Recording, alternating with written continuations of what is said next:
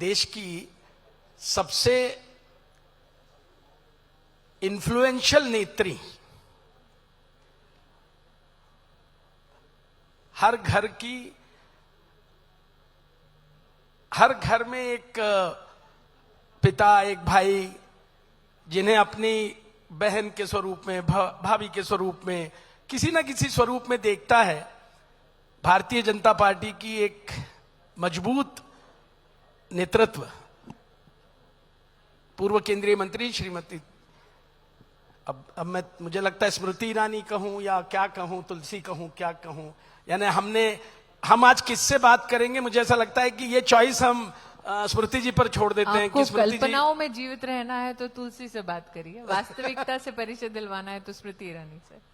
आप जो है, यानी मैं ये विकल्प उधर देना चाह रहा था, लेकिन चूंकि मुझे लगता है आपका है, एडिटर आप है, तो निर्णय आपको करना पड़ेगा। नहीं, आपने तुलसी बन के पूरे देश में घर घर राज किया। नहीं पांडे जी, मैं तो ये चाह रहा था कि विकसित भारत, और नहीं, ये जो विकसित भारत मुझे लगता है ज्यादा इजी दीदी है, ठीक है, वही ठीक है दीदी, ये सबसे ज्यादा इजी पार्ट रहेगा, रोल रहेगा हम दोनों के बीच में, क्योंकि मुझे नहीं पता था आप भी रोल कर रहे हैं। हाँ। अच्छा हम आपको नहीं, मैं एक्चुअल, हम ऐसा जब विकसित भारत का हम संकल्प पत्र बना रहे थे कि नवभारत नवराष्ट्र दिल्ली में एक ऐसा कॉन्क्लेव करें, महाराष्ट्र में हम लोग कई बार कॉन्क्लेव करते हैं, और जब हम लोग गेस्ट की एक लिस्ट बना रहे थे, तो विकसित भारत का मतलब सिर्फ अच्छी इकोनॉमी, अच्छा इंफ्रास्ट्रक्चर, बस यही सब चीजें विकसित भारत को नहीं पूरा कर सकती। और विकसित भारत को पूरा करने के लिए हमारी जो सांस्कृतिक विरासत है, वो जब तक अपने वापस उस रूट्स पर नहीं जाती, जहां 2000 के दशक में आपने, मुझे ये बोलने में कतई भी ये नहीं होनी चाहिए कि कई महिलाओं को आपने ये बताया कि साड़ी में आप कैसी खूबसूरत दिखती हैं, बिंदी में आप कितनी खूबसूरत लगती हैं, मांग भरती हैं तो आप कैसी लगती हैं, चूड़ी पहनती हैं तो आप कैसी लगती हैं। हर घर में बहू ने सास का सम्मान कैसा करना चाहिए, बा ने किस तरह से बहू से प्रेम करना चाहिए। मुझे लगता है कि आपसे दूसरा ये विकसित भारत में महिलाओं की ये भूमिका, यानी मैं वापस रूट्स के तरफ ले जा रहा हूं, जबकि हमको उनको बराबरी का अधिकार देकर रूट्स को मजबूती से रखना है। मुझे लगता है कि सर्वप्रथम ये भ्रांति हम ना फैलाएं कि हमारे रूट में महिला का आर्थिक सशक्तिकरण नहीं है। क्योंकि अगर आप अर्थशास्त्र पढ़ें तो अर्थशास्त्र में ये इंगित किया गया है कि अगर कामकाजी महिला के खिलाफ राज्य का कोई भी व्यक्ति किसी प्रकार का शोषण करता है तो उसको क्या दंड मिलेगा। इसका मतलब कि अर्थशास्त्र का जब सृजन हो रहा था तब उस राज्य में कामकाजी महिलाएं थीं और उन कामकाजी महिलाओं का सामाजिक संरक्षण, उन कामकाजी महिलाओं का सामाजिक उत्थान, ये संकल्प उस राज्य का था, इसलिए दंड का प्रावधान था। ये हास्यास्पद है कि जिस देश में अर्थशास्त्र में इस प्रकार का वर्णन है, उस देश में sexual harassment of women at work place का बिल पारित हुआ 2013 में। तो इसका मतलब मूलतः हमारे देश में कामकाजी महिलाओं का अर्थव्यवस्था से जुड़ा होना हमारा एक सामाजिक स्वभाव था।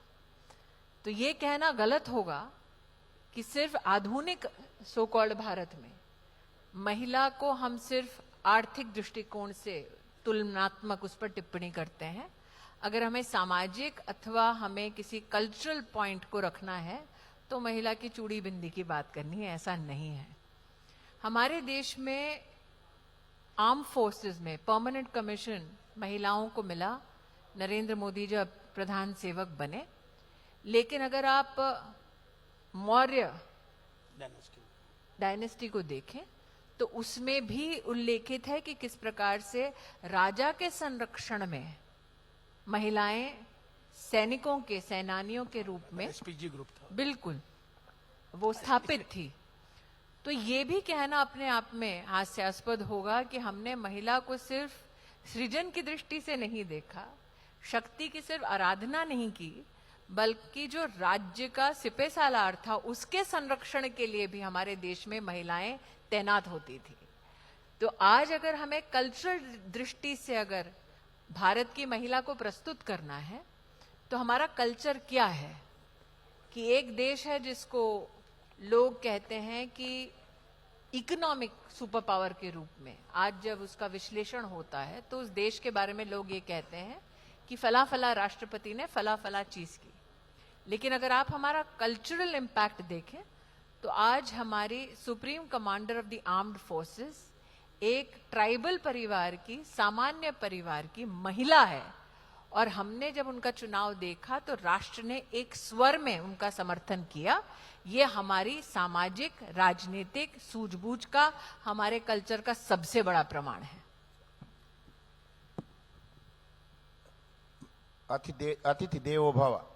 स्मृति जी जब हमारे बीच आई तो भैया ने उनसे एक सादा प्रश्न पूछा कि सवाल जवाब करने के पहले क्या आप पानी लेंगी, पानी पिएंगी? इन्होंने इनका सीधा जवाब था कि मैं पानी पिलाती हूँ। वो जवाब वो तुलसी का नहीं था। तुलसी समझ ऐसा गए जवाब कि नहीं इनका देती मूड थी। जो है वो स्मृति आपको ईरानी। किसने कहा तुलसी ऐसा जवाब नहीं देती? तुलसी तो हमने जो तुलसी देखी है वो नहीं देती। वो तो आपने स्मृति पूरा ईरानी। नहीं देखा फिर?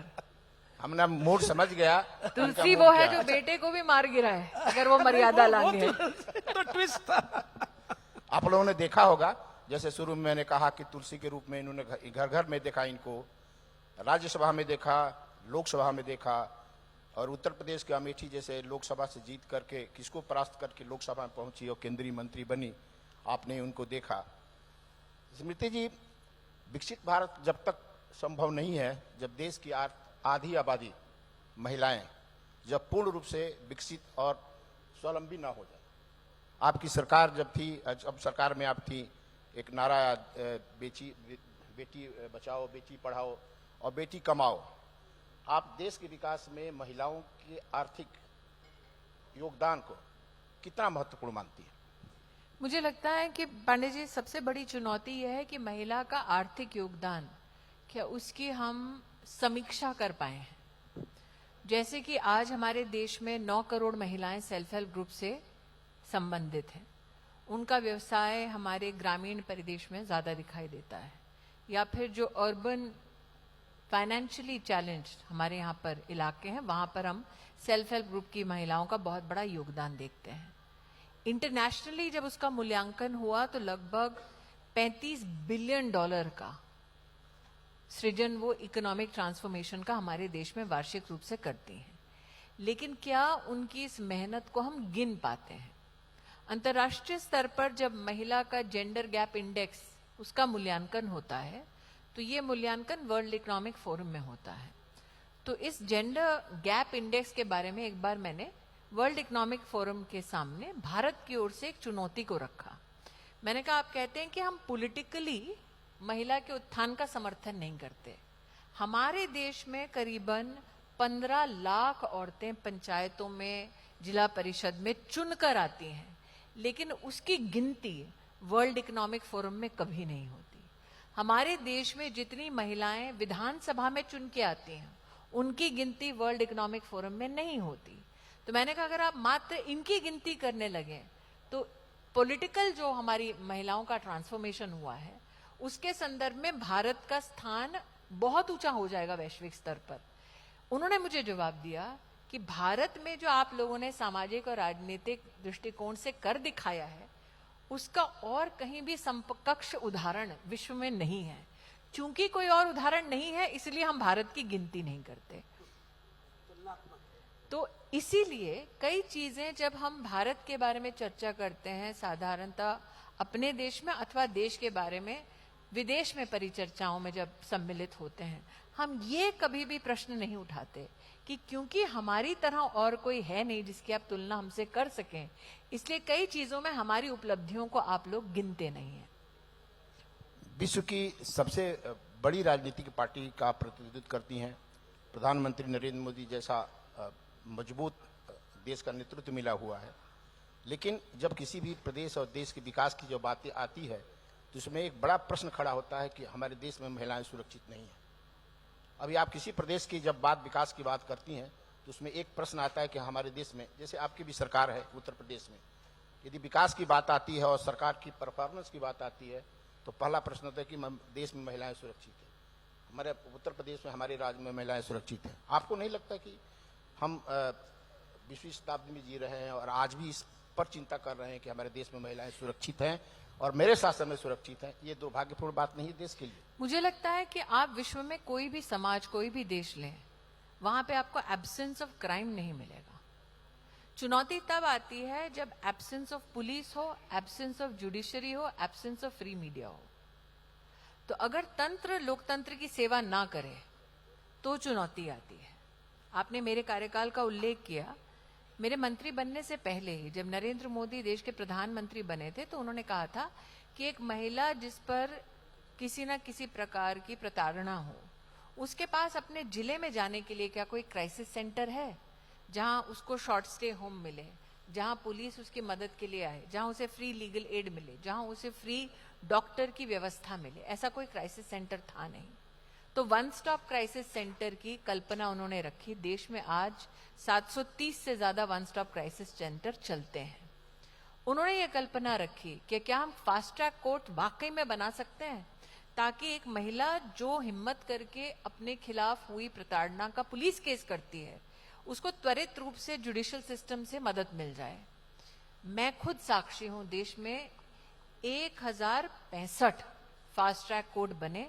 जब तक मैं ऑफिस में थी तब तक हमारे पास कम से कम 2 लाख केसेस में फास्ट ट्रैक कोर्ट के माध्यम से महिलाओं को न्याय मिला था। मैं, क्योंकि आपने मेरे कार्यकाल का उल्लेख किया था, तो जब मैं उस स्थान पर थी, उस जिम्मेदारी में थी, तो मैं खुद साक्षी हूं कि होम मिनिस्ट्री के माध्यम से सभी को तैनात किया गया था कि क्या हम देश में एक ऐसा इमरजेंसी नंबर महिलाओं के लिए बना सकते हैं जिसमें सभी प्रदेशों की हेल्पलाइन सम्मिलित हो सके। एक महिला, तो हमने सिंगल इंटीग्रेटेड एक नंबर बना, लेकिन 35 और हेल्पलाइंस चली। और मेरे पास जो लास्ट आंकड़ा था, जिसकी आप पुष्टि करें क्योंकि अभी मेरे पास सरकारी आंकड़ा नहीं है, लेकिन लास्ट आंकड़ा ये था कि लगभग 20 करोड़ से ज्यादा उसमें कॉल्स को अटेंड किया गया था। तो चुनौती तब आती है जब महिला मदद की गुहार लगाए और मदद करने कोई न आए। एक अंग्रेजी में शब्द है यूटोपिया, कि हम एक स्वर्णिम भविष्य की कल्पना करते हैं। अगर आज आप महिला की प्रताड़ना और वायलेंस के नंबर्स एनसीआरबी के पढ़ें तो आपको ओवरवेलमिंगली वो नंबर्स मिलेंगे जब महिला के साथ मारपीट की वारदातें उसके अपने ही आसपास के लोगों के माध्यम से हो रही हैं। तो ये हमारे समाज के लिए एक बहुत बड़ा प्रश्न है कि एक प्रधानमंत्री को आना पड़ा, लाल किले की प्राचीर से ये कहना पड़ा कि क्या अगर हम देश की महिलाओं का सम्मान करते हैं तो कम से कम एक टॉयलेट बना दें उनके लिए। एक प्रधानमंत्री को लाल किले की प्राचीर में आकर कहना पड़ा कि सिर्फ बेटों से क्यों उनको आजादी देते हो, बेटियों के पर क्यों पाबंदी लगाते हो। एक प्रधानमंत्री को जो पुरुष है लाल किले की प्राचीर से बोलना पड़ा कि 1 रुपए में सैनिटरी पैड उपलब्ध है जनऔषधि केंद्र में, क्योंकि हमारे देश में तो महिला प्रधानमंत्री भी रह चुकी है ना। तो आज हमारे देश में जो तंत्र मैंने अपने देश में विकसित होते देखा है, प्रश्न ये उठता है कि इन 12 सालों से पहले भी तो वो बन सकता था, नहीं बना था। तो आज तंत्र लोकतंत्र की सेवा कर रहा है। जहां जहां चुनौतियां आती हैं वहां वहां कम से कम महिला के पास, और आपको भी याद होगा एक वक्त ऐसा था जब समाज में महिला का पुलिस स्टेशन में जाकर एफआईआर फाइल करना भी बहुत बड़ी बात होती थी। आज कम से कम मैं इस बात से संतोष पाती हूँ कि समाज में अगर महिला इस बात को ठान ले कि मेरे साथ कोई घटना हुई है, मुझे जाके पुलिस को इत्तला करनी है, तो समाज संकुचित सोच से उस महिला को नहीं देखता है। मगर क्या कारण है दीदी कि वो हम 12 साल हो गए मोदी जी की सरकार को, पहला सेशन, दूसरी सरकार, तीसरी सरकार, क्या हम कानून, ऐसा कोई सख्त कानून बनाने में पीछे रह गए? रेप का कानून ऐसा है कि आपको सजाए मौत होती है। हाँ, मौत से ज्यादा और क्या सख्त सजा दीजिएगा। लेकिन ऐसे कोई फिगर्स नहीं है कि, क्योंकि उसका डर नहीं बना ना। मेरा आशय ये है कि जुडिशियरी का सिस्टम का जो कानून है उसमें गैंग रेप के लिए सजाए मौत है। जी, लेकिन वो निर्णय, वो फैसला, जैसे देखिए, क्योंकि आप एक डेमोक्रेसी का हिस्सा हैं। नहीं, मैं आपको, तो आपको जुडिशियल प्रोसेस से गुजरना पड़ेगा। मेरा आग्रह आपसे ये है कि आप तो, मैंने बताया कि आप एक सशक्तिकरण का प्रतीक हैं, एज एन लेकिन मैं इंडिविजुअल, जुडिशरी का प्रतीक नहीं हूँ। नहीं, as an individual, as a जो भी सेलिब्रिटी, एज अ पॉलिटिशियन आप हैं, आप बोलती हैं, उस शब्द का ताकत होती है। आपने महिला व बाल लेकिन तिवारी जी, मैं एक प्रैग्मेटिक इंडिविजुअल हूँ। मैं सशक्तिकरण का आप मुझे प्रतीक कह रहे हैं, उसके लिए आभार, लेकिन मैं जुडिशरी नहीं हूँ। लेकिन हम, डेमोक्रेसी का सबसे बड़ा टेस्ट ये है कि पुलिस अपनी त्वरित रूप से कार्रवाई करे, लेकिन न्याय की जो प्रक्रिया है वो किसी भी नागरिक के हाथों में नहीं है, वो जुडिशरी के हाथों में है। तो अब ये तो जिम्मेदारी, ये देखिए, थोड़ी जिम्मेदारियां तो थोड़ी जिम्मेदारी में, इसलिए तो कहा हम फास्ट ट्रैक 1065 कोर्ट्स, हम फास्ट ट्रैक कोर्ट्स बना देते हैं। तिवारी जी, मैं पुनः कहती हूँ, डेमोक्रेसी का सबसे बड़ा टेस्ट ये है कि क्या आप अपनी जुडिशियल प्रोसेसेस को फ्री, फेयर, विदाउट इंटरवेंशन होने देते हैं। आप महिला होने की बात करते हैं ना मुझसे, मेरे खिलाफ प्रताड़ना जिन्होंने की, उनके खिलाफ मैं 2012 से पटियाला हाउस के कोर्ट में जाकर खुद खड़ी होती हूँ। 2026 हो गया है, मैं 10 साल मंत्री रही, लेकिन तब भी चोर, उचक्कों, रेपिस्ट के बीच में जाके खड़ी होती हूँ, कोर्ट में हाजिरी लगाती हूँ और न्यायाधीश से कहती हूँ, साहब 2012 से इंतजार कर रही हूँ। नहीं, आप नहीं, यही देखिए, नहीं, लेकिन एज मिनिस्टर ऑल्सो मैंने कभी अपने पोजीशन को लेवरेज नहीं किया कि मुझे त्वरित रूप से न्याय दो। मैंने एक नागरिक के नाते वहां हाजिरी लगाई। सवाल त्वरित न्याय का, यानी देखिए, न्याय का है ना? भरोसा तो सरकार से होगा, बाकी तो प्रोसीजर्स हैं कि अब लीगल प्रोसीजर से मैं समझ सकता हूं, आप समझ सकती हैं, लेकिन समाज में एक बड़ा वर्ग है आज भी। देखिए, 12 साल में हम ऐसा कहते हैं कि हम दुनिया की चौथी बड़ी इकोनॉमी हो गए, हमने इतनी सड़कें बना ली, हमने एक भयमुक्त समाज क्यों?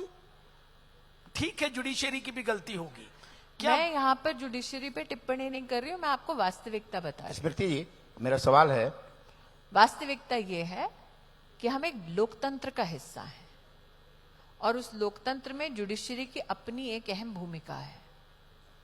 और अगर हम अपनी जुडिशरी पर विश्वास रखते हैं तो हमें इस बात का विश्वास करना पड़ेगा कि वो भी इस बात से अवगत हैं कि उनको ऐसे केसेस में एक्सपेडिशियस न्याय देना है। मैं तो, मेरे सामने एक उदाहरण है कि 12 साल से एक केस, यानी एक 12 साल से नहीं साहब, 14 साल से एक केस चल रहा है। 14 साल से मैं खड़ी हूँ। तो अब ये वनवास तो बहुत बड़ा हो गया। कैसे, यानी ये व्यवस्था वनवास के बाद भी सीता की तो परीक्षा चली रही थी, तो महिलाओं ने हमारे इस देश में बहुत सारी परीक्षाएं दी। सवाल ये है कि हम दावा करते हैं कि देश विश्व के सबसे बड़े लोकतंत्र हैं और हर क्षेत्र में, हम दावा नहीं करते, हम हैं। और हर क्षेत्र में महिलाओं का प्रभुत्व बढ़ रहा है। आप एजुकेशन ले लीजिए, नौकरी में देख लीजिए, हर क्षेत्र में। लेकिन अभी भी लोकतंत्र की व्यवस्था में जनप्रतिनिधि के हिसाब से देखें, सरकार ने लोकल बॉडी में रिजर्वेशन दिया है। ये दो बातें हैं, या तो महिलाओं 33% का आरक्षण भी पास किया है, वो भी स्वीकार कर लीजिए। और नहीं, वो स्वीकार करता हूँ, लेकिन महिलाओं का मतलब आप 3 बार मंत्री रही, राज्यसभा में, लोकसभा रही, महिलाओं का ये राजनीति में काम करना कितना बड़ा कठिन है। और बहुत सारी महिलाएं स्वेच्छा से राजनीति में आना नहीं चाहती। यदि किसने कहा आपको? परिवारवाद को न दे, परिवारवाद की बात न करें। किसने आपको कहा कि महिलाएं स्वेच्छा से आमतौर राजनीति पर में नहीं चर्चा आना? रहती है कि भाई सामान्य घर की महिलाएं राजनीति में नहीं आएगी। मैं सामान्य घर से हूँ, किसने आपको कहा? नहीं, ऐसे नहीं, चलिए, हाँ, सारी ये जो 2-3 महिलाएं बैठी हैं मुस्कुरा रही हैं, आपको किसने कहा कि सामान्य घर की महिलाएं पॉलिटिकली एक्टिव नहीं है? जितना इंटरेस्ट लोगों का दूसरे में है, इसमें आपको नहीं। किसने कहा सामान्य घर की महिलाओं को पॉलिटिकली इंटरेस्ट नहीं कोई... है? हम तीनों के बीच में एक महिला है, तो ये जो बाकी महिलाएं हैं इनसे पूछिए, क्या ये पॉलिटिकली इंटरेस्टेड नहीं है क्या? नहीं, आपको लगता है कि मतलब आप सामने से आपको मैं चुनौती देके बोल रही हूँ, जो बैठी हैं औरतें उनसे पूछ लीजिए। ये तो मैं पूछ नहीं, नहीं, लेकिन मैं एक second Tiwari ji, Pandey ji, it is a great insult साधारण हिंदुस्तानी औरत के बारे में कहना कि वो पॉलिटिकली एक्टिव नहीं है या पॉलिटिकली इंटरेस्टेड नहीं है। अगर नहीं होती तो सतत नरेंद्र मोदी के लिए वोट्स बढ़ते नहीं। महिलाओं और पुरुषों में वोट की साइकोलॉजी को लेकर भी रिसर्च है। महिलाएं उस पॉलिटिशियन को वोट देते हैं जो इंफ्रास्ट्रक्चरल सोसाइटल इंपैक्ट लाते हैं। वो परख कर कि क्या इन्होंने सामाजिक सुविधा आर्थिक सुविधा महिलाओं को, परिवारों को प्रदान की या नहीं, ये रिसर्च उपलब्ध है, मैं आपको भेज दूंगी। महिलाएं बहुत कंसिस्टेंटली ऐसी चीजें देखकर वोट करती हैं। नहीं, वोट करना और राजनीति में एक्टिव होना दोनों दो विषय है। क्या बोल रहे हैं आप? जब तक वोट, आपको लगता है राजनीति में एक्टिव होना सिर्फ मंत्री बनना होता है क्या? मंत्री- नहीं, वो वही- तो वही- नहीं, बिल्कुल नहीं। आप राजनीति में नहीं, आप मंत्री नहीं, आप एक्टिव नहीं है क्या पॉलिटिकली? अरे ये तो सबसे ज्यादा एक्टिव है पांडे तो फिर नहीं, मुझे लगता है पांडे जी, मुझे लगता है कि वो विषय, ये पांडे जी विषय चक्रव्यूह मेरे लिए बना रहे थे, खुद फंस रहे हैं इसलिए। नहीं, मुझे लगता है दो बातें जो आपके कहने से निकली, और जो मेरा पहला भी प्रश्न था वो ये था कि सुप्रीम कोर्ट को ये कहना पड़े कि जो गृहिणियां हैं उनको भी आप वर्किंग वुमेन समझिए और 30,000 रुपए कम से कम उनको जरूर दीजिए। आपने वो कॉम्पनसेशन इंश्योरेंस का केस बोला है, जी, सिलेक्टिवली एक केस के ऊपर ना टिप्पणी नहीं, मैं उसको वैसा नहीं तिवारी कह रहा। जी इसलिए कह रही हूँ, कल को सुप्रीम कोर्ट ये कहे कि एक माँ के नाते मेरा मूल्यांकन होना चाहिए, मेरा मोल लगना चाहिए, क्या आपको वो स्वीकार होगा? मैं वही बोल रहा था कि कैसे मैंने होगा? ये देश की संसद में भी कहा, देश की संसद के बाहर भी कह रही हूँ। मैं 9 महीने अपने बच्चे को कोख में पालती हूँ, मैं अपने कितने सपने छोड़ देती हूँ ताकि मेरे बच्चे का मैं अच्छा पालन पोषण कर सकूं। ठीक, इस बात की कोई गारंटी नहीं है कि जब मैं वृद्धावस्था में होंगी उसका रिटर्न मेरा क्या है? बच्चा, रिटर्न नहीं, माँ कभी भी रिटर्न की दृष्टि से अपने बच्चे का पालन पोषण नहीं करती। उसका कभी मोल लग सकता है? 30,000 रुपया महीना, क्या बात कर रहे हैं? मैं तो यही पूछना चाह रहा हूँ कि ये सब क्या है, यानी वो सुप्रीम कोर्ट से पूछिए, ये मेरा विषय। ये मेरा प्रश्न इसलिए स्मृति भी जी था को ये कि भैया, नहीं, स्मृति जी को इंश्योरेंस के लिए- राजनीति में लाइए। नहीं, राजनीति से वो- लाते हैं। एक मिनट, मैं क्यों लेकर आ रहा हूँ? नहीं नहीं क्योंकि तिवारी जी, आप जो प्रश्न कर रहे हैं वो व्यवहारिक प्रश्न है। इंश्योरेंस के दृष्टिकोण से कॉम्पनसेशन दिखाने के लिए कि जो मर गए उनकी, शायद ये मेरे पास करेक्ट, वो वैसा ही उनकी था। जो स्पाउस होती- है हाँ। उन, क्योंकि वो हाउसवाइफ हैं, इसलिए नहीं तो देना कॉम्पनसेशन कैसे आप कहीं ना कहीं का- फाइनेंशियली कंप्यूट करेंगे, इस दृष्टिकोण से सुप्रीम कोर्ट ने एक पोजीशन ली। लेकिन मान लीजिए आप किसी भी महिला से पूछिए, वो वैवाहिक हो या ना हो, एक बेटी होने का क्या मोल लग सकता है? एक पत्नी होने का क्या मोल लग सकता है? हमारा समाज रिश्तों को पैसे के तराजू में कम से कम अब तक नहीं तोल रहा। और तोलेगा नहीं। चलिए स्मृति जी, नहीं, हम तो पांडे जी, मैं कि आज मैं- माँ ने डांट राजनीति दिया, राजनीति पे ले अरे लीजिए। एक सेकंड पंडित जी, राजनीति में- आज माँ ने डांट दिया और कहा आपका बड़ा मन है कि भाई मुझे भात खाना है। माँ ने कहा नहीं, बहुत भात खा रहे हो, आज तुमको रोटी मिलेगी। तो क्या उस दिन उस माँ के पैसे कटेंगे? सही बात। आज माँ ने कह दिया नहीं भाई तुम ये वाली शर्ट नहीं पहनोगे या बेटी पिंक दुपट्टा नहीं पहनेगी, तो माँ के पैसे कटेंगे क्या? माँ ने डांट दिया कि 6 बजे घर लौटना था, अभी तक लौटे नहीं। माँ ने डांट दिया कपड़े क्यों गंदे करके लौटे हो, धोएगा कौन? तो उस माँ के कपड़े कटेंगे, पैसे कटेंगे क्या? एक बात जब ये आपने पांडे जी के इस प्रश्न पर कहा कि महिलाएं पॉलिटिकली बहुत एक्टिव हैं और महिलाएं बहुत सोच समझकर वोट देती हैं, मुझे लगता है यूपी के इलेक्शन में हमने 2017 वगैरह में देखा था, स्टेट इलेक्शंस में, अगर 2017 या कभी तो भी हुआ था, 18 में हुआ था शायद, महिलाओं ने वोट दिया, सुरक्षा को लेकर वोट दिया, इसको लेकर वोट दिया बीजेपी को। 2024 में क्या हुआ था, मेरा प्रश्न 2 है उसमें। एक तो 2024 में क्या हुआ था, क्या जब हमारी संख्या 240 पर अटकी थी लोकसभा में, और उसके बाद ऐसा क्या हुआ कि महाराष्ट्र जैसे प्रगतिशील राज्य में और इतने सब सुशासन के दौर में हमें लाडली बहनों को पैसा देना पड़ रहा है? यानी ये मेरे समझ में थोड़ा कम पहले है। तो 2 चीजें, आप 2 मुद्दे मिक्स कर हाँ, रहे मैं हैं। दोनों मुद्दे 2024 में महिलाओं का वोटिंग परसेंटेज बढ़ा है, आप इलेक्शन कमीशन के नहीं, वेबसाइट वो पे बढ़ा है, लेकिन हम 240 पे अटक गए। उसका हम 240 पे है कि नहीं, उससे कोई लेना देना नहीं है। आप महिला वोटर की बात कर रहे हैं, उनकी नहीं, इंटेलिजेंस की आप बात उसका आधा क्वेश्चन ले रहे नहीं, हैं। बिल्कुल नहीं, मैं पूरा ले रही हूँ, इतनी डरपोक नहीं नहीं है। नहीं, मैंने क्या कहा, मैं ये बोला, आप नहीं, मैंने बोला कि अगर महिलाएं मेरा वोट पूरा कर जवाब रही सुन हैं- लीजिए। महिलाएं- देखिए इस मंच पे भी मुझसे निपटने के लिए 2 पुरुषों की जरूरत है, इसलिए सुन लीजिएगा। महिलाओं का वोटिंग परसेंट, हम तो पहले से मुझे लगता है हार मान लीजिए, लेते हैं हम दोनों। सुन लीजिए, लेकिन सुन लीजिए, उत्तर तो आपसे उत्तर दे रही हूं, सुन लिए। महिलाओं का वोटिंग परसेंटेज, महिलाओं की वोटर के स्वरूप में भागीदारी 2024 के चुनाव में नहीं घटी, बढ़ी है, पता कर लीजिए। नहीं, ये तो 100% इस पर मैं नहीं बोल रहा हूं। 240 सीटों का बीजेपी का और उसका नहीं, कोई संबंध नहीं। दूसरा, अगर आप कहते हैं कि आप क्यों किसी महिला को पैसे दे रहे हैं, नहीं, आप मुझे तो वही लगता कहा है ना, महाराष्ट्र में आपने क्यों दे मेरे रहे हो? दोनों प्रश्नों को आपने अपने प्रश्न तरीके एक से। चीज में घुसा है, इसलिए मैं आपके दोनों चलिए प्रश्नों मैं का आपको वैसे ही एक उत्तर एक दे प्रश्न रही हूं। पूछता चलिए, हूँ। ठीक है, नहीं, पहले तो 240 आप दोनों टॉस कर लीजिए, पूछेगा कौन? 240 सीट पर हम रुक गए। हाँ, महिलाओं का परसेंटेज बढ़ा, वोटिंग परसेंटेज, ये तो सबने देखा, सबको मालूम है, उसको वो करने की जरूरत नहीं है। तो क्या पुरुषों ने वोट नहीं दिया? हम 240 पर क्यों अटक गए? मैं पुनः कह रही हूँ, आप दोनों कॉन्सेप्ट्स को मिक्स कर रहे हैं। जेंडर के दृष्टिकोण से क्या महिलाओं का वोटिंग परसेंटेज बढ़ा? एब्सोल्युटली बढ़ा। बढ़ा हो, दैट्स फाइन, उसमें कुछ नहीं। ठीक, 240 का उससे कोई लेना देना नहीं है, नहीं वो होगा। भी आप स्वीकार कर। चलिए, नहीं अब होगा। आपका तीसरा छंद क्या है क्वेश्चन का, कि महाराष्ट्र में लाडली बहन को पैसे क्यों दे रहे हो? वो आपका तीसरा प्रश्न का तीसरा पार्ट है ना। वो तो दूसरा प्रश्न है, मेरा यही प्रश्न का उत्तर तो दे अब दीजिए। आप पहले तो अपना प्रश्न ढंग से चलिए कीजिए। कि 240 पर हम रुक गए। हाँ। अगर महिलाओं ने पूरा वोट दिया, हम 240 पर क्यों रुक गए? प्रश्न ये है। उसमें महिलाओं का वोट भी शामिल है, पुरुषों का वोट भी शामिल है। तो हम 240 पर क्यों अटक गए जब सब कुछ इतना। मुझे इस बात की खुशी है तिवारी जी कि 2014 में जो कह रहे थे कि हमारा एक ही कार्यकाल होगा, आज वो पूछ रहे हैं कि तीसरे कार्यकाल में 240 पे क्यों अटक गए। मेरा ये प्रश्न नहीं था। मेरा जवाब ये है।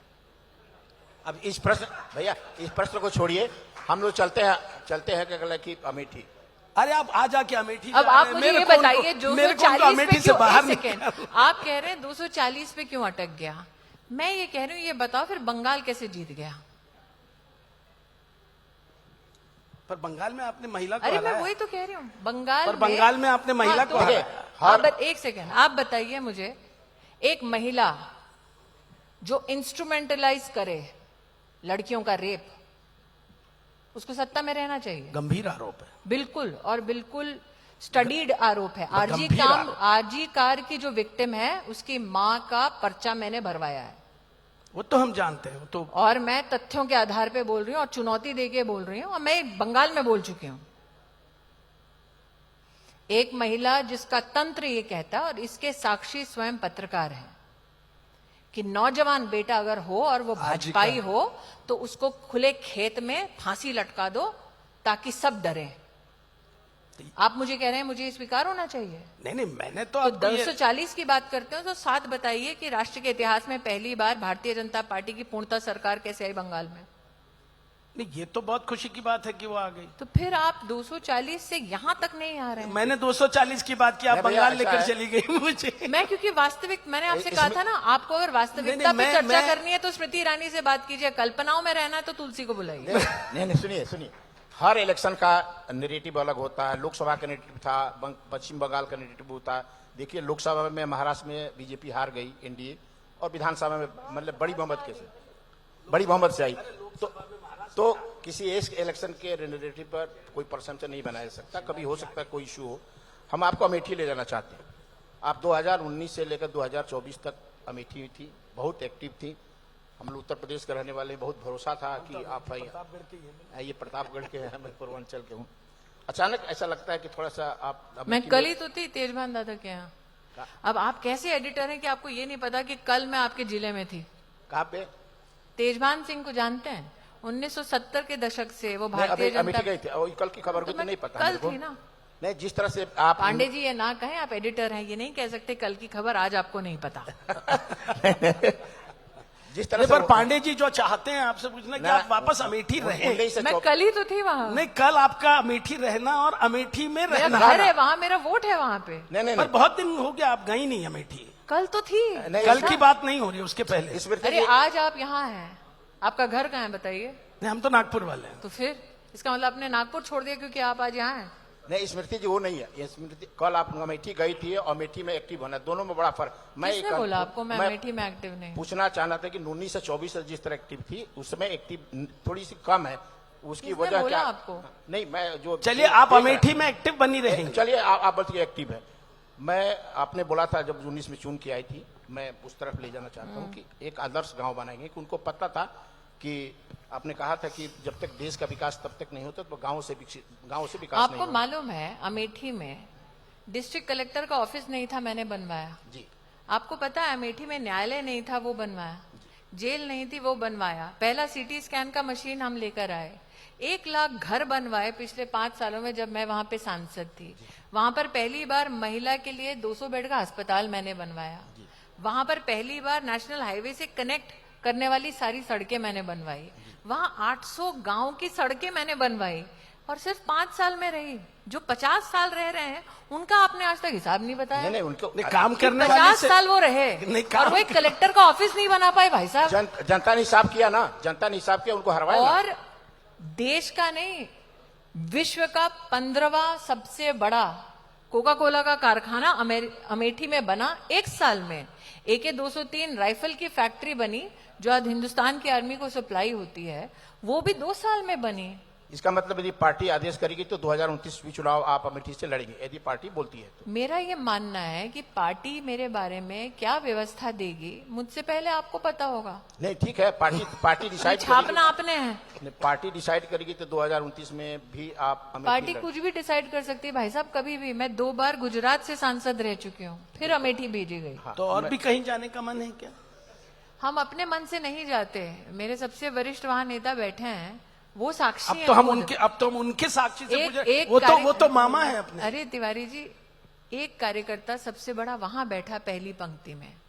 हमारा स्वभाव यह है संगठन में कि हम अपना निर्णय नहीं लेते। जब हम संगठन में पहली बार पर्ची भरते हैं, अपना सब कुछ स्वाहा हम संगठन को कर देते हैं। संगठन निर्णय लेता है हम कहाँ जाएंगे, किस स्वरूप में सेवा देंगे। ये कांग्रेस पार्टी नहीं है जहां एक खानदान निर्णय लेता है। ये एक सामूहिक निर्णय होता है संगठन का, जो संगठन बताता है कि आप किस स्वरूप में देश की सेवा करेंगे। अभी पार्टी ने कोई ऐसा कुछ प्लान बनाया? अभी आप किस स्वरूप में दिखने वाली हैं हमको भविष्य में? वो पार्टी से पूछना पड़ेगा। आपके पास सूचना नहीं है? वो आप शिवराज जी से भी पूछ सकते हैं। हम लोगों को हम डिप्लॉय आपसे करने, आप जरूर बता हम दीजिएगा लोगों को हमको डिप्लॉय शिवराज करने जी। से पहले सूचना आती है। लेकिन हम दोनों स्वरूप में पूछना चाह रहे हैं कि इतना हमारा सौभाग्य है तिवारी जी।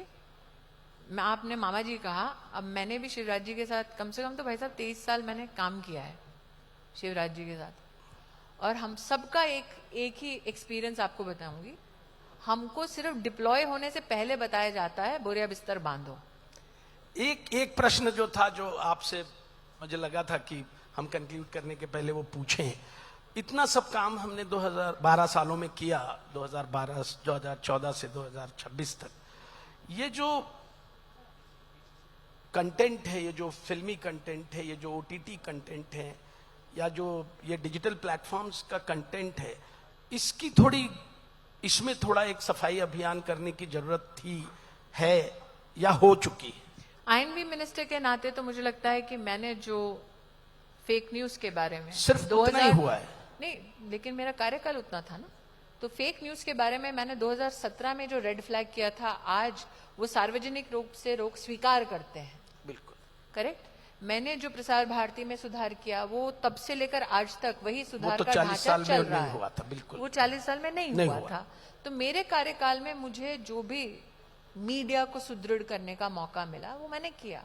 निश्चित रूप से एक समाज में हम ये भी मानते हैं कि एक स्वतंत्र मीडिया के लिए बहुत जरूरी है कि मीडिया कोर्स करेक्शन कई चीजों में खुद करे, क्योंकि मीडिया की स्वतंत्रता तभी बरकरार रहेगी जब हम बार बार मीडिया पर कोई कोअर्सिव एक्शन के लिए सरकार से अपेक्षा नहीं करेंगे।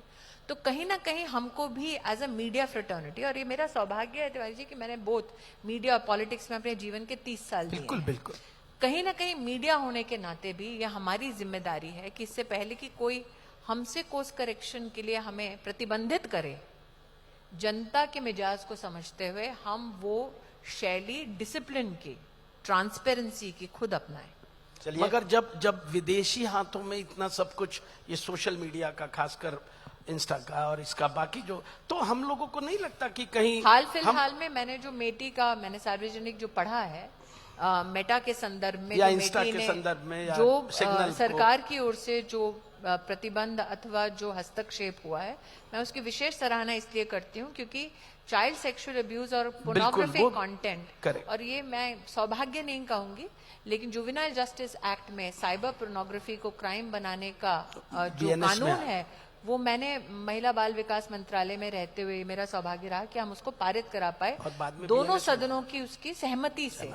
तो चाइल्ड सेक्सुअल अब्यूज या महिलाओं का इस प्रकार से संरक्षण करना डिजिटली, इसमें मैंने कभी भी संसद में डिवाइडेड हाउस नहीं देखा। करेक्ट। चलिए, आप नव भारत के प्लेटफॉर्म पर आई, विकसित भारत के पर आपका और हम दोनों हार लोगों ने गए। विचार सुना। नहीं, और हम दोनों हार गए। नहीं, हार गए ये और मैं नहीं कह रही हूँ। नहीं, हम हार मान लेते हैं। अच्छा लगा आप आई। पांडे जी प्रतापगढ़ के हैं, वो आसानी से हार नहीं मैं माने। मैं प्रतापगढ़ का हूँ। नहीं, प्रतापगढ़ क्यों है? प्रतापगढ़ का हूँ। ये प्रतापगढ़ के हैं। हाँ, प्रतापगढ़। आप कहाँ से? मैं पूर्वांचल बलिया का हूँ आप बलिया के हैं? जी। अच्छा, चलिए, इसीलिए नहीं मानेंगे।